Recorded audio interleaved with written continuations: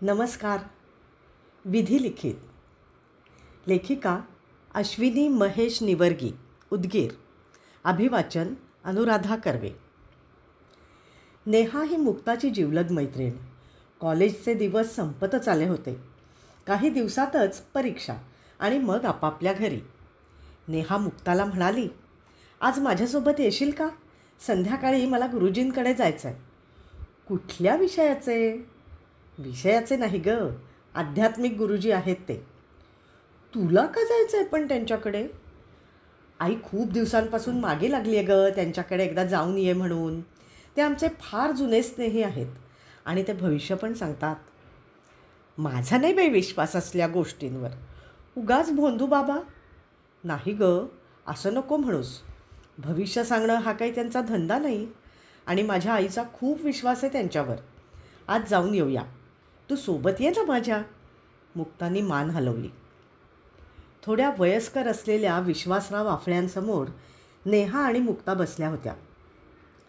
गुरुजी, आईनं मला तुमच्याकडे पाठवलं आहे. ही माझी पत्रिका. गंभीर आवाजातल्या गुरुजींच्या चेहऱ्यावर विलक्षण तेज होतं. नेहा गुरुजींच्या समोर बसली होती आणि मुक्ता त्यांचा पर्दाफाश कसा करावा याचा मनातल्या मनात विचार करत होती. त्यांच्या बोलण्यात आपल्याला कुठल्या गोष्टीचा धागादुरा मिळतो का याचा अंदाज घेत होती. नेहाची आई तेवढ्यातच तिथे आली. गुरुजी, तिची परीक्षा अगदी थोड्या दिवसांवर आली आहे. मला हिच्या लग्नाची खूप काळजी आहे हो. काळजी करू नका. लग्न जमेल, पण अजून 6 महिने योग नाही. तुला चांगलं स्थळ मिळेल, पण 6 महिन्यानंतर. आता मुक्ताने विचारलं, आणि माझ्याबद्दल काय? माझा काही पत्रिकेवर विश्वास नाही बाई, आणि तुमच्यावरही नाही. त्यामुळे मी काही ती आणली नाही. त्याची आवश्यकता नाही, गुरुजी म्हणाले. मला तुला काही प्रश्न विचारायचे असतील तर मोकळेपणाने विचार. तुझ्या मनात काय चिंतन चालू आहे त्याचा अंदाज मला येतो आहे. तुझं लग्न 2 महिन्यातच होणार आहे, परीक्षा संपल्याच्या दुसऱ्याच दिवशी. अहो, पण अजून मला कुठं दाखवलं पण नाही. आणि माझं लग्न कसं होईल? उगाच आपलं काहीतरी बोलू नका. आणि मुळात असं काही सांगता येतं यावरच माझा विश्वास नाही आहे, मुक्ता म्हणाली.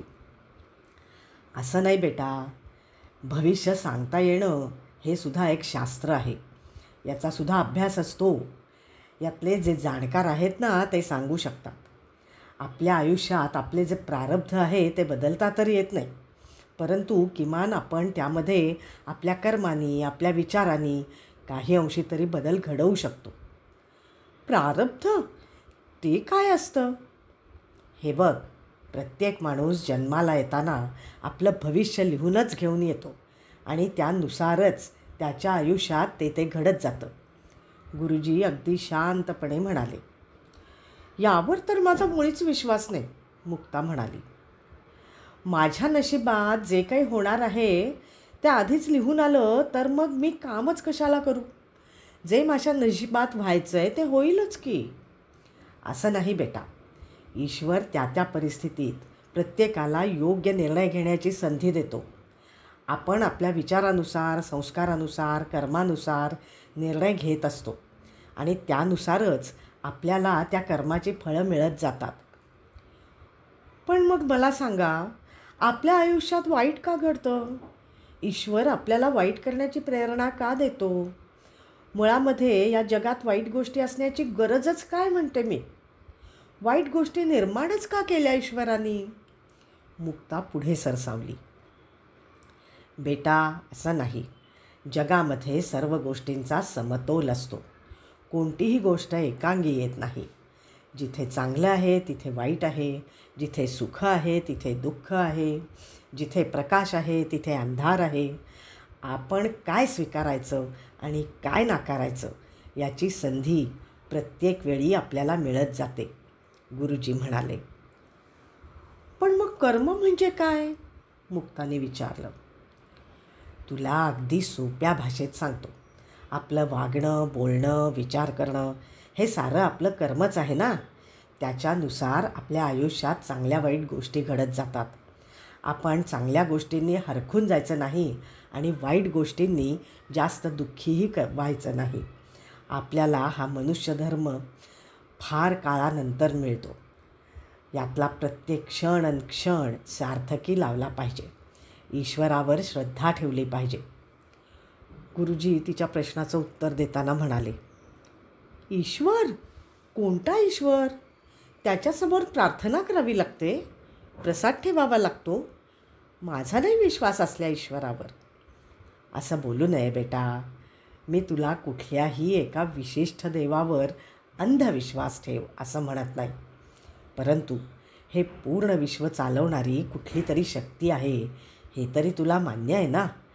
त्याला निर्मिक म्हटलं काय, ईश्वर म्हटलं काय, किंवा सुप्रीम कॉन्शियस म्हटलं काय, ही सर्व एकाच निर्मिकाची अनेक नावं आहेत. आणि देवासमोर प्रार्थना करायची असते ती त्याची स्तुती करावी म्हणून नाही. त्याला प्रार्थना केल्याने तो आपल्याला प्रसन्न होतो असंही नाही, तर प्रार्थनेमध्ये खूप शक्ती असते. त्यामुळे आपल्याला दुःख सहन करण्याची सहनशीलता मिळते. योग्य निर्णय घेण्याची बुद्धी त्या प्रार्थनेमुळे आपल्याला मिळते.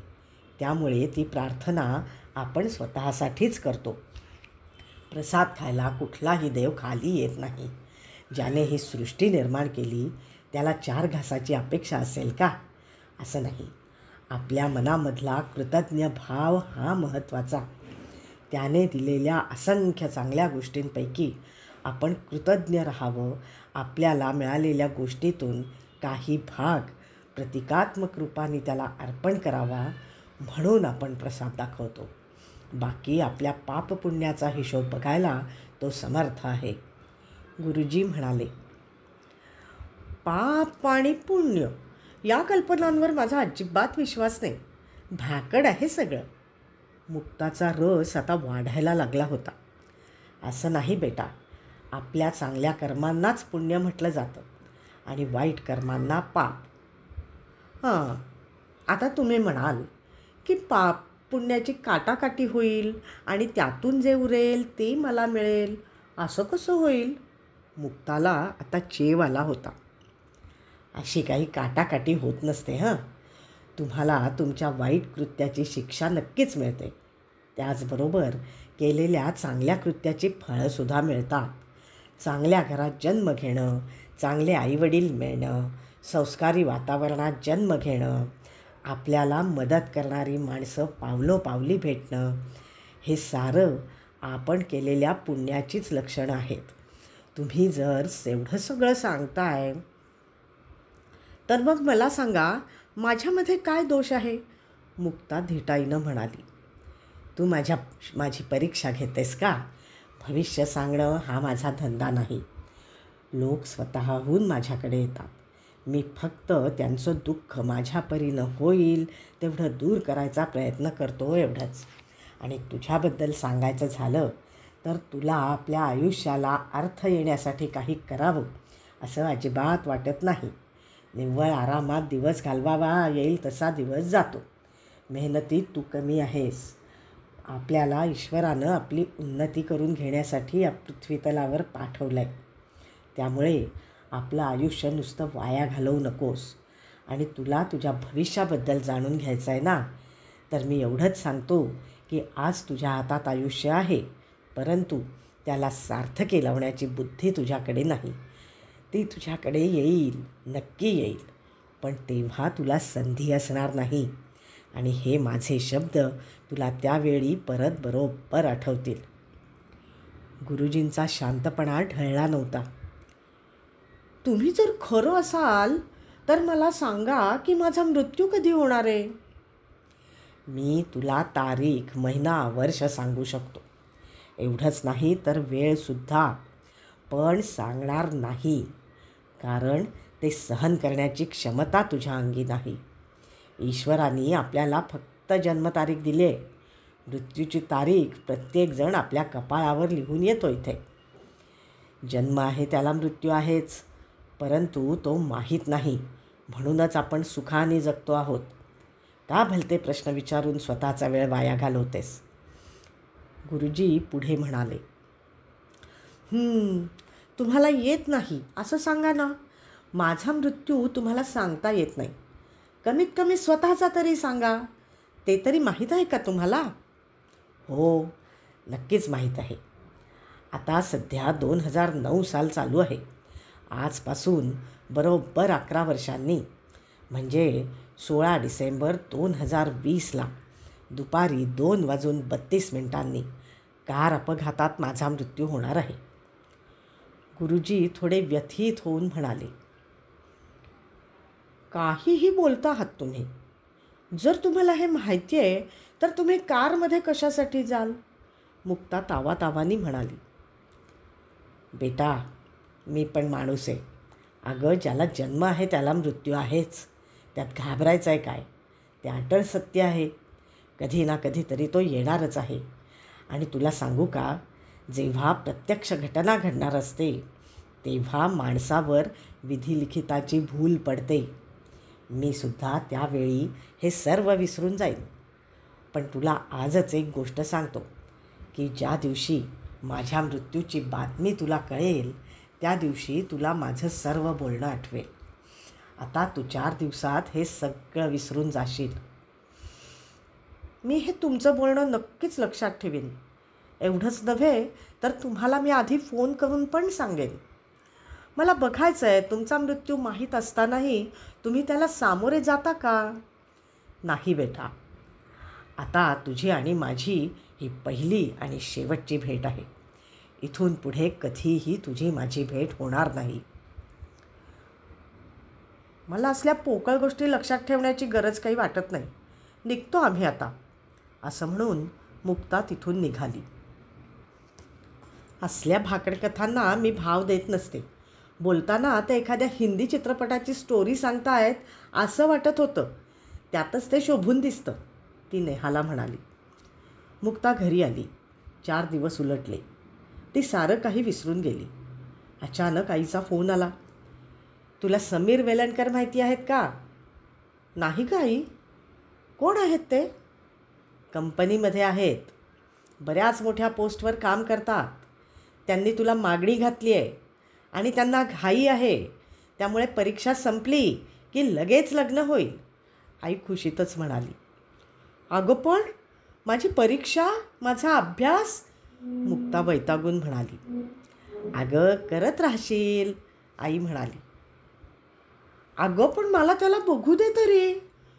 मुक्ता समीरला भेटली. देखणा, रुबाबदार, काय वर्णन करावं. अगदी राजबिंडा समीर. जितका तेजस्वी तितकाच शांत.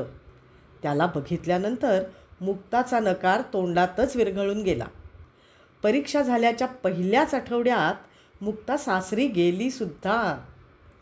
समीर मुक्ताचा संसार छानच सुरू झाला. समीर म्हणायचे, मुक्ता तू हुशार आहेस, शिकली आहेस, शिक्षणाचा काहीतरी उपयोग कर. मी भरपूर पैसे कमावतो, त्यामुळे पैसे कमाव असं अजिबात म्हणत नाही मी. पण काहीतरी तुझ्या आयुष्यात असू दे.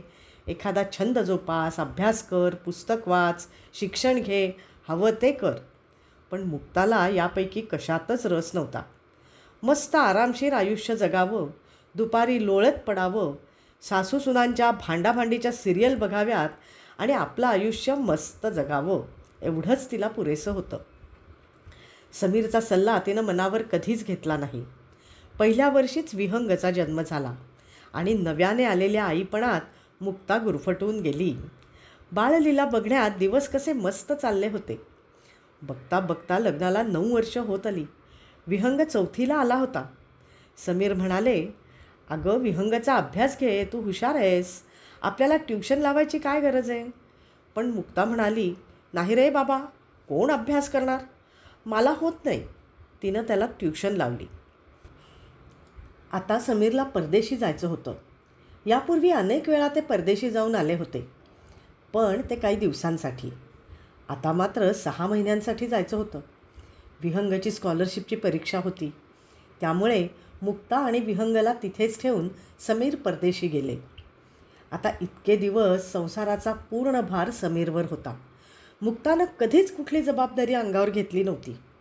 परंतु आता मात्र छोट्या मोठ्या जबाबदाऱ्या तिच्या अंगावर पडल्या आणि मग ती हळूहळू शिकायला लागली. आता समीरला परदेशी जाऊन 2 महिने झाले होते. मुक्ता एका पार्टीला गेली होती. तिथे तिने सहज गाणं म्हटलं आणि त्याला खूप वाहवा मिळाली.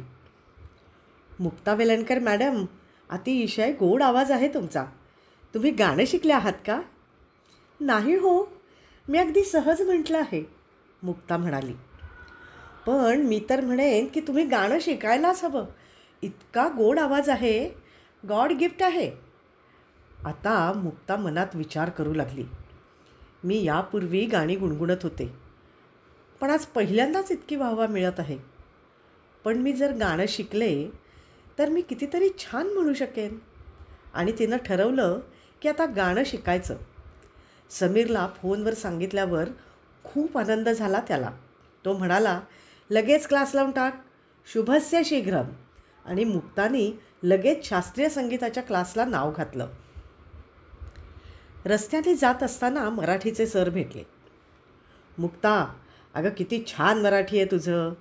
मार्क्स किती चांगले होते. तरी तू पुढे का नाही शिकलीस? खरं तर तू कॉलेजच्या दिवसात अधूनमधून छान कविता करायचीस, पण तू ते कधी मनावर घेऊन सिरियसली केलं नाहीस बघ.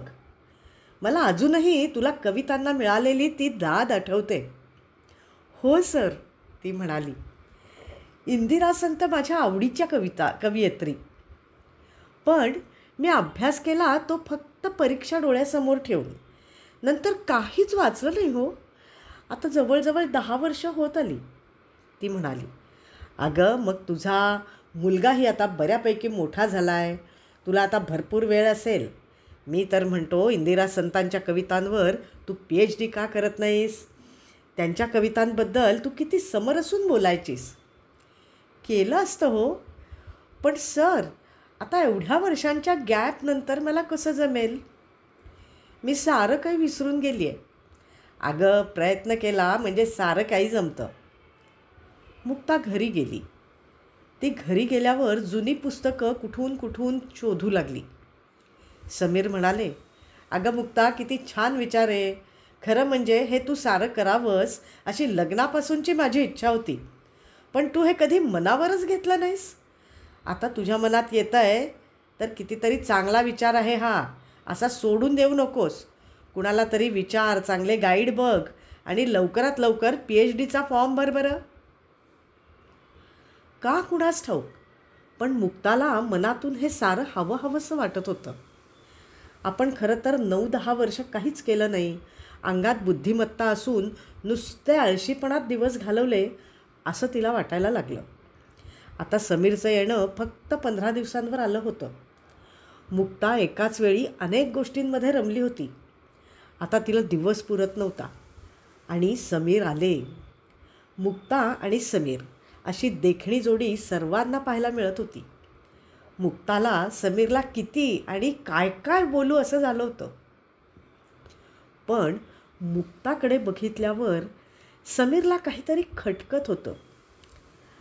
हां, मग काय राणी, तुझा चेहरा आज उतरला का बरं आहे? काय होतं आहे? बरं नाही का वाटत आहे? समीरनं प्रेमानं विचारलं. अहो, मला फार त्रास होतो आहे. मला सतत हेवी ब्लिडिंग होतं आहे. दवाखान्यात का नाही गेलीस? कंटाळा आला मला. होईल आज ना उद्या बरं म्हणून थोडं दुर्लक्ष केलं मी. पण आता मात्र खूपच त्रास होतो आहे, मुक्ता म्हणाली.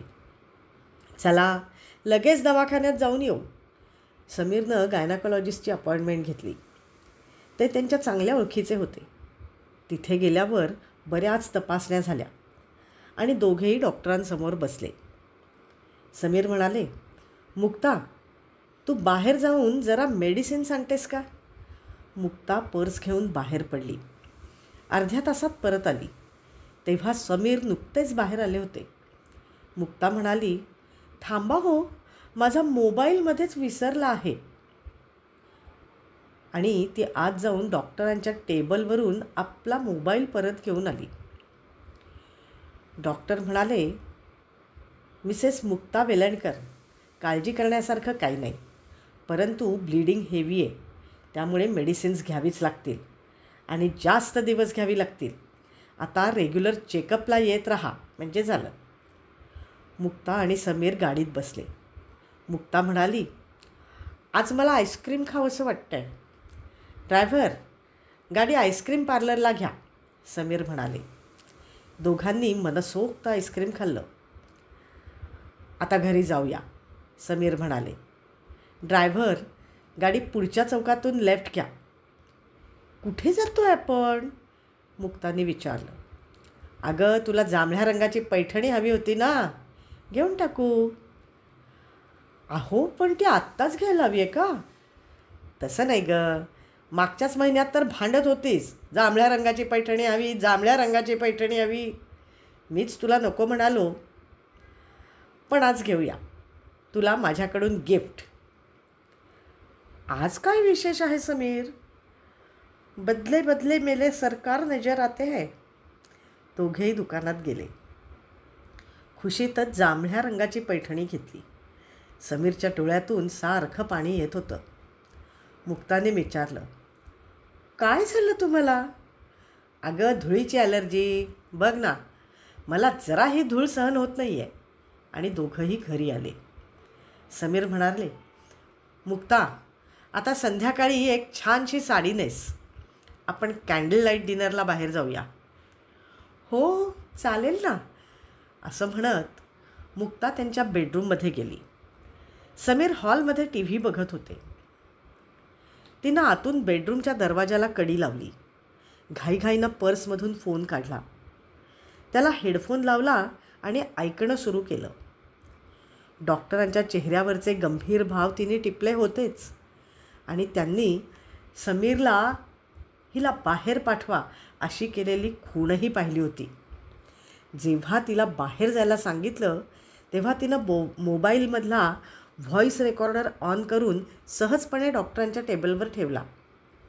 आपल्या पाठीमागे हे दोघं काय बोलत आहेत हे तिला जाणून घ्यायचं होतं, कारण तिला वेगळाच संशय येत होता. ती ऐकू लागली. मिस्टर वेलणकर, मन घट्ट करा. मिसेस वेलणकरांना गर्भाशयाचा कॅन्सर आहे आणि तो 3rd स्टेजमध्ये आहे. खरं तर त्यांना हा त्रास 6 महिन्यांपासून होतो आहे, पण त्यांनी तब्येतीची खूप हेळसांड केली आहे. तेव्हाच त्या आल्या असत्या तर आपण ट्रीटमेंट देऊ शकलो असतो. आता आपण काही करू शकत नाही, खूप उशीर झाला आहे. डॉक्टर, असं बोलू नका प्लीज. काहीतरी उपाय नक्कीच असेल. आपण ऑपरेशन करून बघायचं का? समीरचा आवाज रडवेला झाला होता. शक्य असतं तर मी तेही केलं असतं, पण ते शक्य नाही आणि त्यामुळे तुम्ही आता त्यांची खूप काळजी घ्या. आता त्यांचे आयुष्याचे फार थोडे दिवस राहिलेत. त्यांना जास्तीत जास्त खुश ठेवण्याचा प्रयत्न करा. त्यांच्या सगळ्या इच्छा पूर्ण होतील याची काळजी घ्या. जास्तीत जास्त 6 महिने. मी जास्तीत जास्त शब्द वापरतो आहे. परिस्थिती कधी कशी बदलेल काही सांगू शकत नाही. येणाऱ्या 1 तासापासून ते 6 महिन्यापर्यंत कधीही काहीही होऊ शकतं. पण आपण प्रयत्न सोडायचे नाहीत. वस्तुस्थिती तुमच्यासमोर सांगणं मला भाग आहे. फार अपेक्षा ठेवू नका आता. मुक्ता मटकन खाली बसली. तिला काहीच सुचेना. डोळ्यातून अखंड धारा वाहत होत्या. काय करावं काही सुचत नव्हतं. आत्ताशी आयुष्याला अर्थ यायला लागला होता. काहीतरी करावं असं वाटत होतं. नवीन गोष्टींमध्ये हात घालायची इच्छा होत होती. आणि हे असं? विहंग खूप लहान आहे अजून. आणि समीर कसे राहतील माझ्याशिवाय? आईस्क्रीम, जांभळ्या रंगाची पैठणी, रात्री कॅन्डल लाईट डिनर, या सर्वांच्या मागचं रहस्य हे आहे तर.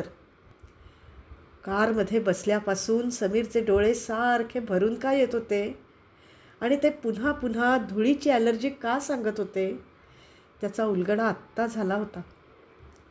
पण मुक्ताने ठरवलं, आता काहीही झालं तरी मिळालेल्या आयुष्याचा क्षण सुखी करायचा. जेवढे दिवस आहेत तेवढे दिवस जास्तीत जास्त आनंदी राहण्याचा प्रयत्न करायचा. समीरच्या विहंगाच्या समोर आपलं दुःख कधीच दाखवायचं नाही. आपण गेलो तर ही आपली प्रतिमा कायमच चांगलीच राहिली पाहिजे. समीर म्हणाले, अगं काय चाललंय तुझं? बाहेर ये ना. किती वेळ झाला? तू खोलीत एकटीच काय करतेस? मुक्ता पटकन बाथरूममध्ये गेली. पाण्याचे थंडगार सपकारे भराभर चेहऱ्यावर मारले आणि बाहेर आली. मुक्ता बाहेर आली आणि समीरच्या शेजारी बसली. समोर टी व्हीवर बातम्या सुरू होत्या. आज 16 डिसेंबर 2020. ठळक बातम्या. आज दुपारी 2:32 झालेल्या भीषण अपघातात 3घांचा मृत्यू. हैदराबादला एका लग्नाला गेलेल्या 3 व्यक्तींचा लग्न लावून परतत असताना त्यांच्या कारला टँकरने धडक दिली. या भीषण अपघातात नवरीचे आईवडील आणि विश्वासराव आफळे यांचा जागीच मृत्यू झाला. हा अपघात इतका भीषण होता की आतमध्ये मृत्यू पावलेल्या लोकांचे अक्षरशः तुकडे झाले होते. विश्वासराव आफळे हे नाव ऐकल्याबरोबर मुक्ताच्या डोक्यात सणकन कळ गेली. मेंदूमध्ये मुंग्या यायला लागल्या. काहीतरी विचित्र भास होऊ लागले. तिला ते शब्द आठवले.